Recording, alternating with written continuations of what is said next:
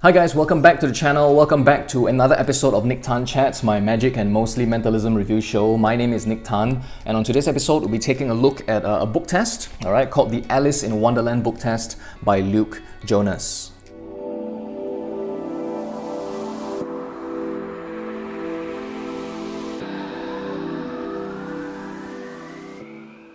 So hey guys, welcome back to the channel. As always, if you are already a subscriber to the channel, I want to take this opportunity, to thank you again for subscribing to the channel, for always tuning in, for always watching my videos. I know I've said it many times before, but your support really means a lot to me, and it really keeps me motivated to continue putting out these videos for you guys on YouTube. And for those of you who are not yet subscribers to the channel, alright, but if you have been getting value out of my videos, if you have been coming here to watch my videos, and if I have helped you in any way in my videos, help me help you, alright? Subscribe to the channel, drop me a sub, drop me a like on this video as well, hit the bell notification button as well, do all those things so that you will know every single time I upload a new video for you on YouTube.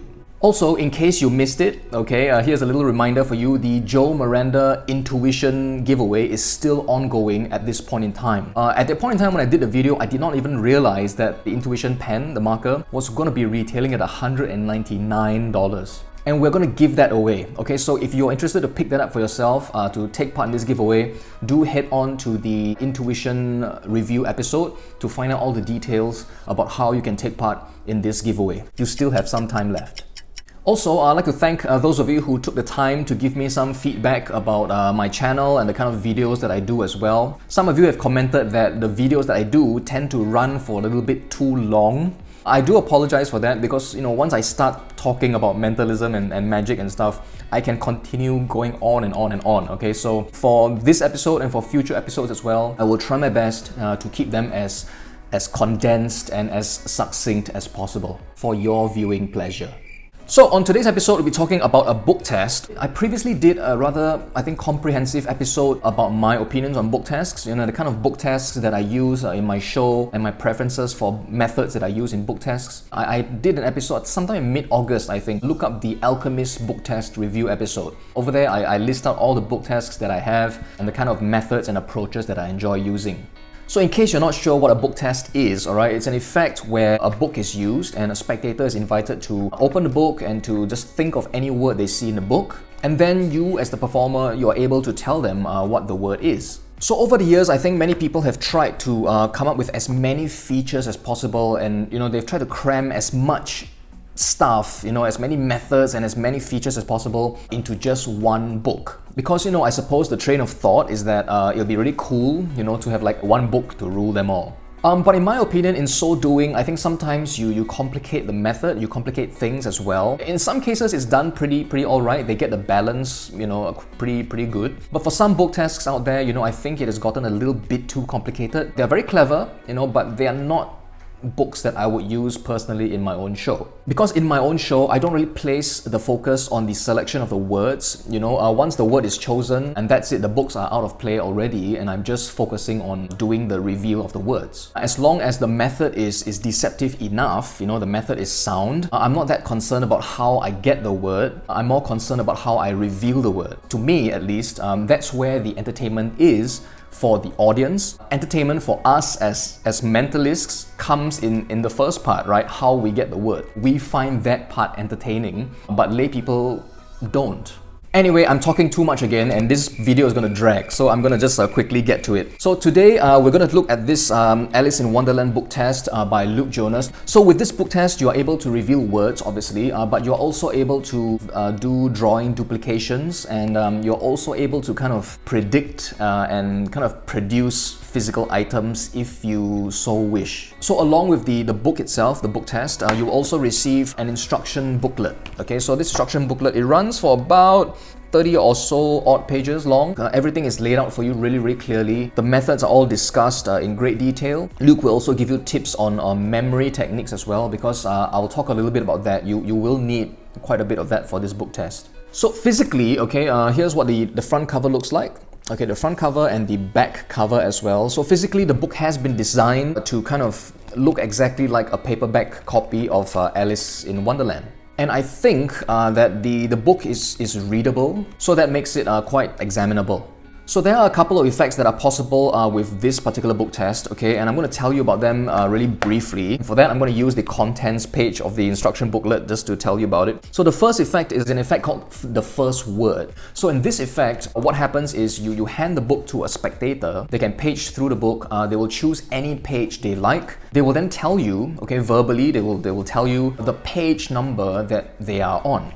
And then from there, you're able to tell them the very first word that's on that page. So I will tell you this, for this particular effect, there's going to be a lot of memory work involved, okay? I do know that memory work is kind of relative, okay? But for me at least, when I looked at the method, I was thinking to myself that is quite heavy on the memory. To perform this effect well, I think it's going to be a real commitment, okay? You do need to put in some time and effort into getting this inside your head. Now, on top of doing memory stuff in your head for this first word effect, you also need to kind of do in some situations, okay, some basic math as well. The kind of process that your mind has to go through to get that first word on the page is, they will tell you the page number. From there, if need to, you will do some math. From there, you get the result of that equation that you just did. You then have to convert that information into something else and then link that something else to the word.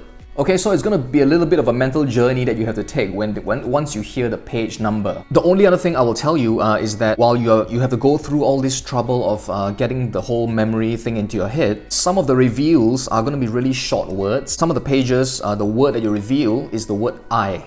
Okay, just the letter I, okay, I. On some of the pages, the word is actually the word no, N-O. There are some good words, you know, like golden, exhausted, but personally for me, it'd be a real let down for me personally if I were to go through all that trouble and then reveal the word I.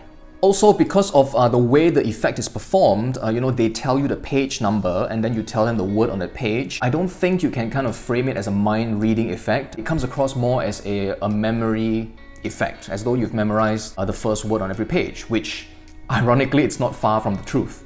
So the next effect you can do is a drawing duplication. Dispersed throughout the book, there are some pictures, all right? So there are some drawings, okay, that you can have the spectator kind of choose. From there, once they have chosen an image, okay, again, this is done hands-off. The book, you don't have to be touching the book at all. You kind of tell them to focus on certain parts of the image, and from there you're able to do a drawing duplication of an object that they are focusing on. Again, for this particular effect, there's going to be some simple memory work involved, and not just memory in terms of the objects that are available to the spectator to draw, but you also kind of need to remember another system about how to get the drawing, okay, how to know which drawing they are focusing on.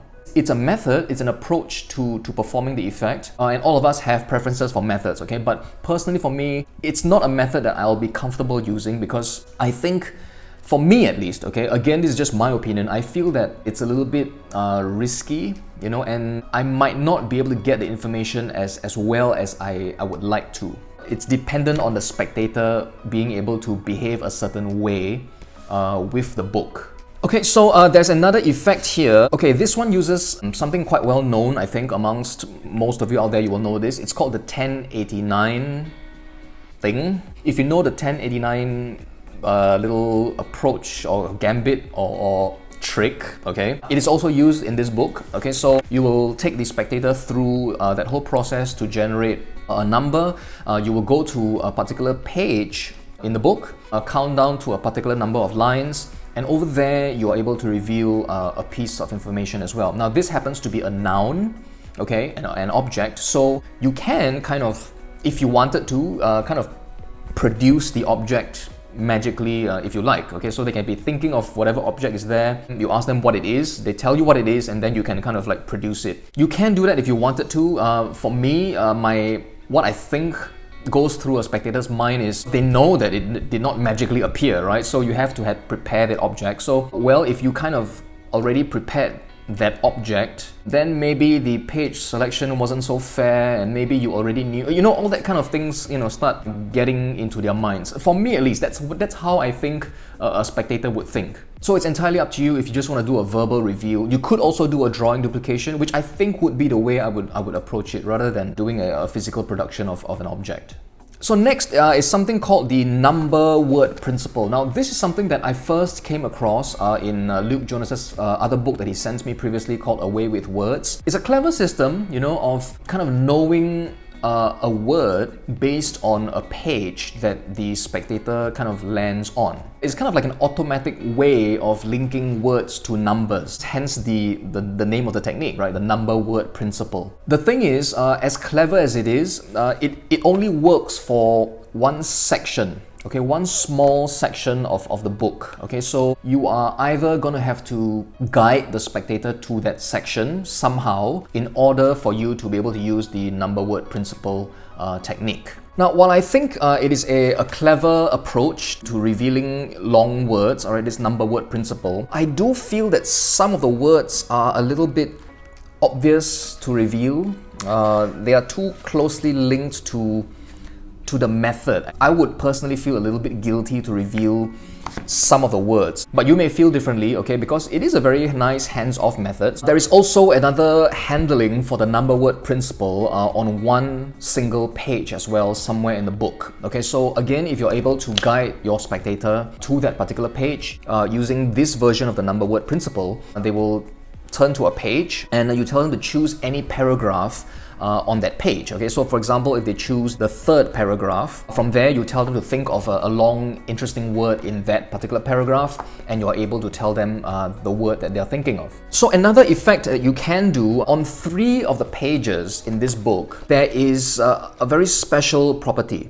Alright, that being that the first paragraph or the top paragraph on these 3 pages all describe a particular thing, an object, a noun, okay? So you, again, because you have that information, you can reveal it verbally, you can do a drawing duplication, or again, you can produce the object itself. Now, my only issue with this technique is that the paragraphs for 2 of the pages, I think, if I'm not wrong, can be misinterpreted by your spectator, because, you know, the spectator would be asked to kind of look for an object that they can kind of draw, all right, from that first paragraph.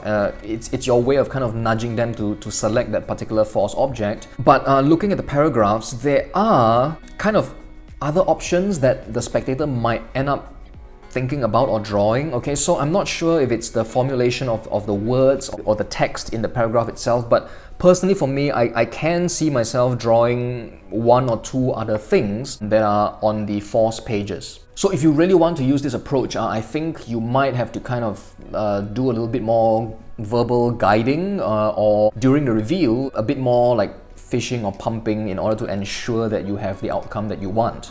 Alright, so that's all the effects that you can perform with the Alice in Wonderland book test. Okay, it is well produced. Okay, it is well produced. It comes with a very nice instruction booklet as well. The book itself is also well produced, and according to my understanding, there are only 250 copies. If you're interested in book tests, you know, you enjoy collecting them. I know some of my friends are crazy about collecting book tests. You can consider picking this one up as well, because it is, you know, in fact, a limited edition book test. Again, methods-wise, it's going to be a bit of a commitment for you. You really have to sit down and work through the methods, commit whatever you need to do to memory. While it is mentally taxing to perform the routine, it offers you a really nice and clean way of performing a book test, because the whole sequence, if you wish to use the whole sequence of effects, they all can be done hands-off. Okay, so as opposed to, you know, you having to take the book and doing this kind of a thing, you can literally just place the book on a table and walk away and just tell the spectator to pick it up and off you go. Okay, so the whole book test sequence can be done hands-off, which is a feature that might not necessarily be available to other book test handlings out there.